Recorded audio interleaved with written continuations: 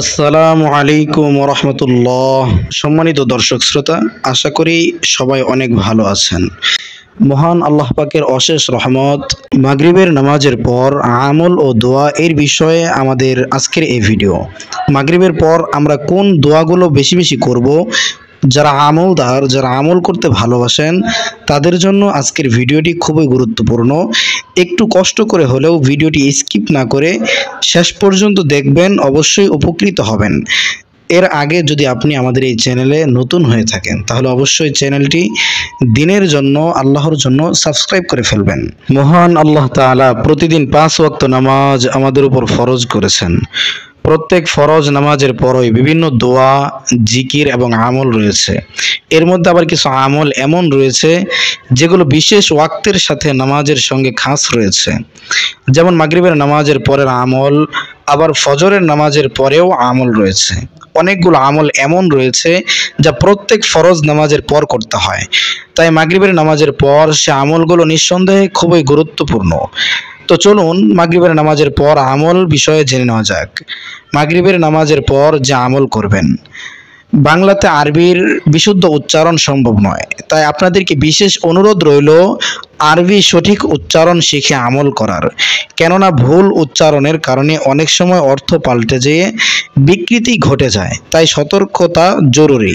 মাগরিবের নামাজের পর আমলগুলোর অধিকাংশই 5 ওয়াক্ত ফরজ নামাজের পর করতে হয়।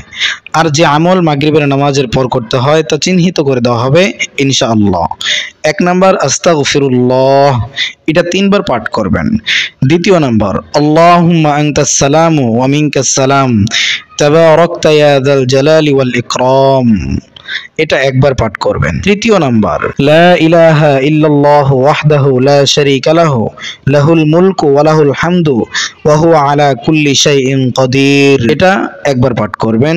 4 নাম্বার আল্লাহুম্মা লা মানিআ লিমা আ'তাইতা ওয়া লা মু'তিয়া লিমা মানা'তা ওয়া লা ইয়ানফা'ু যাল জাদ মিনকাল জাদ, এটা 1 বার পাঠ করবেন। 5 নাম্বার লা হাওলা ওয়া লা কুওয়াতা ইল্লা বিল্লাহ, এটা 1 বার পাঠ করবেন।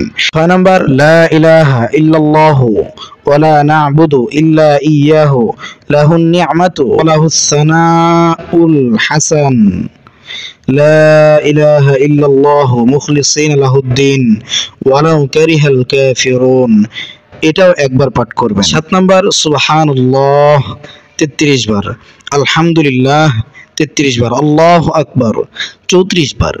তাসবিহ গণনায় বাম হাত বা তাসবিহ মালা ব্যবহার না করে কেবল ডান হাত ব্যবহার করাই উত্তম, এটা কিন্তু সুন্নাহ।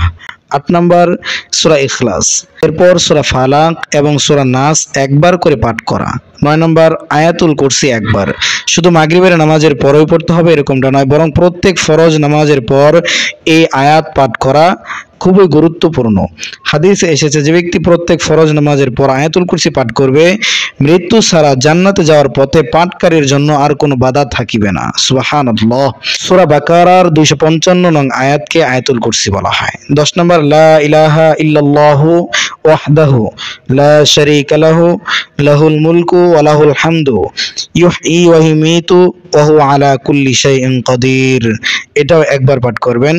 এটি ফজর ও মাগরিবের নামাজে সালাম ফিরার পর 10 বার পড়লে 10টি নেকি লাভ হয়, 10টি গুনাহ ঝরে যায়, 10টি মর্যাদা বাড়বে, 4টি গোলাম আজাদ করার সওয়াব লাভ হবে এবং শয়তান থেকে নিরাপদ থাকবে। সুবহানাল্লাহ। আল্লাহুম্মা কিন্নি আযাবাকা ইয়াওমা তাবআসু ইবাদাক, প্রকাশ করা জরুরি যে এই সকল দোয়া ও আমল এবং জিকির সুর করে পড়া বিদআত বলা হয়েছে, সুতরাং আমাদেরকে তা পরিহার করতে হবে। 12 নম্বর লা ইলাহা ইল্লাল্লাহু ওয়াহদাহু লা শারীকা লাহু লাহুল মুলকু ওয়া লাহুল হামদ ইউহয়ী ওয়া ইউমীতু ওয়া হুয়া আলা কুল্লি শাইইন কাদির, এটি ফজর ও মাগরিবের নামাজে সালাম ফিরানোর পর 10 বার পড়লে 10টি নেকি লাভ হবে, 10টি গুনাহ ঝরবে, 10টি মর্যাদা বাড়বে, 4টি গোলাম আজাদ করার সওয়াব লাভ হবে এবং শয়তান থেকে নিরাপদ থাকবে। একজন খাঁটি মুমিন মুসলিমের জন্য সবচেয়ে বেশি জরুরি তার ঈমান আকীদা সম্পূর্ণ বিশুদ্ধ করা। এরপর বিভিন্ন এমন নেক আমলগুলোর প্রতি তাকে যত্নবান হতে হবে যে আমলগুলো রাসূল সাল্লাল্লাহু আলাইহি ওয়াসাল্লামের সুন্নাহ দ্বারা সাব্যস্ত হয়েছে। শুধু যে মাগরিবের নামাজের আমল করবেন এমন নয়, নয়, বরং জীবনে চলার পথে বিভিন্ন ক্ষেত্রে রাসূল সাল্লাল্লাহু আলাইহি ওয়াসাল্লামের এবং সাহাবায়ে কেরাম যেভাবে নেক আমল করতেন, আপনাকেও সেভাবেই অনুসরণ করতে হবে, নেক আমল করতে হবে। কেননা রাসূল সাল্লাল্লাহু আলাইহি ওয়াসাল্লাম এবং তার সাহাবীরা আমাদের জন্য অনুসরণীয় একজন আইডল, একজন মডেল। তাই আমরা নেক আমল, বিভিন্ন দোয়া এবং জিকির এর সুন্নাহ সম্মত নিয়মগুলো শিখে তা বাস্তব জীবনে আমল করব। আল্লাহ পাক আমাদের ঈমান আকীদায় বিশুদ্ধ দান করে নেক আমল করার তৌফিক দান করুন। সকলেই ভালো থাকবেন, সুস্থ থাকবেন। ভিডিওটি ভালো লাগলে অবশ্যই শেয়ার করে দিবেন।